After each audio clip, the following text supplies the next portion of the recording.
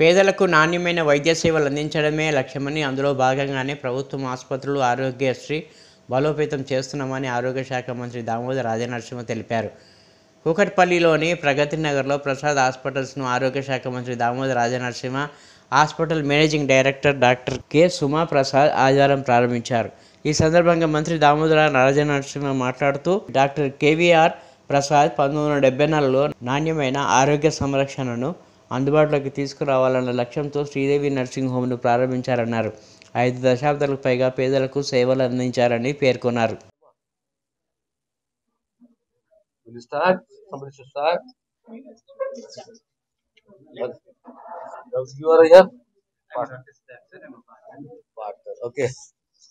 పాత్రికేయ మిత్రులందరికీ నమస్కారాలు. ఈరోజు హాస్పిటల్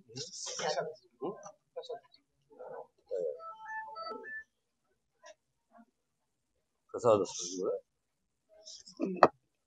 ఇది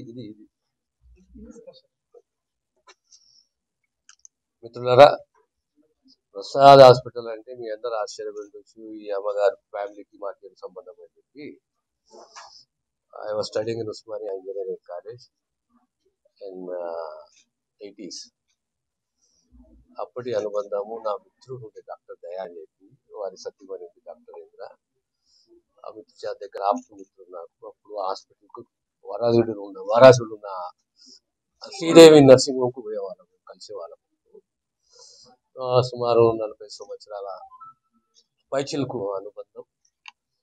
ఈరోజు మళ్ళీ ప్రగతి నగరంలో చాలా మోడర్న్ 150 బెడెడ్ హాస్పిటల్ని నిర్మించడం, కంప్లీట్గా latest medical technology. Congratulate you.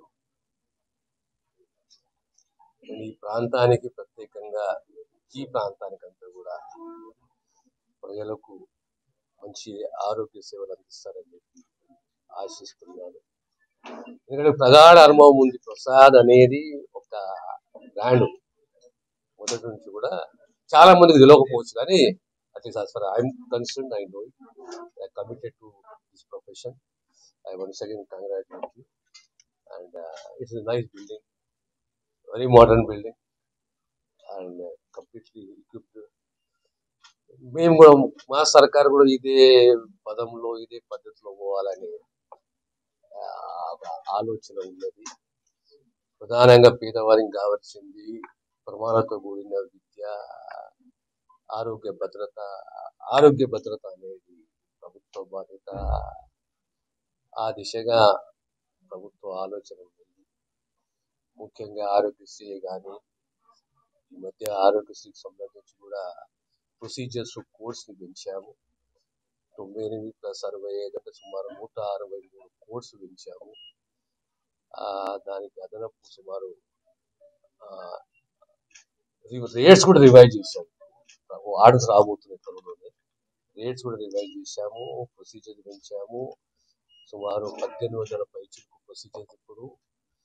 So we want to strengthen the Aarogyasri field, and through Aarogyasri field we want to do service to the common man, also strengthen the government sector hospitals.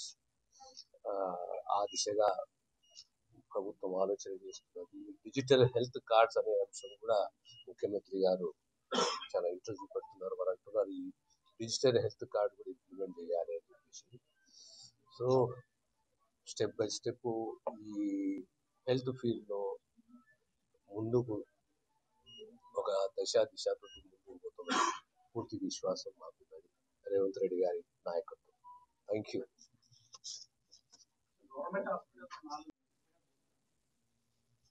Government should not be luxury hotels.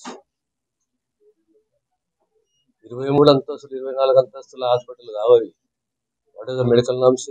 What are the building norms? 5-star hotels అవి. You should follow the norms. ఆ norms తగ్గట్టు building structure ఉండాలి.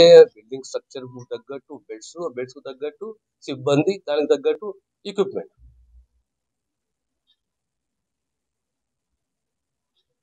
ఎప్పుడైనా నాయకునికి vision ఉండాలి.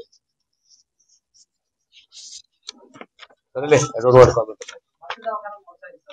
ఎందుకు కొనసాగించామబ్బా, ఎందుకు కొనసాగించకపోతే ఇంకా పెంచాలి, అవసరం ఉన్న జాగా పెంచాలి. Medical and health department is purely management of human resources, strengthening of human resources, infrastructure, service orient ఉండాలి. మీ దగ్గరకు వచ్చే పేషెంట్ ఎలాంటి ఇబ్బంది కాకూడదు. మా దగ్గరకు వచ్చే పేషెంట్ మేము ఓన్ చేసుకోవాలి. That should be the philosophy. ఆ దిశగా మా ప్రయత్నం.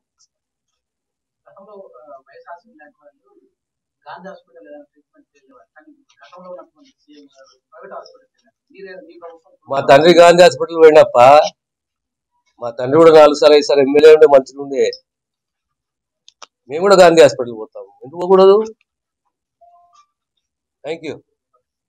పోలేదా మా అబ్బా గాంధీ హాస్పిటల్ పోయిండు.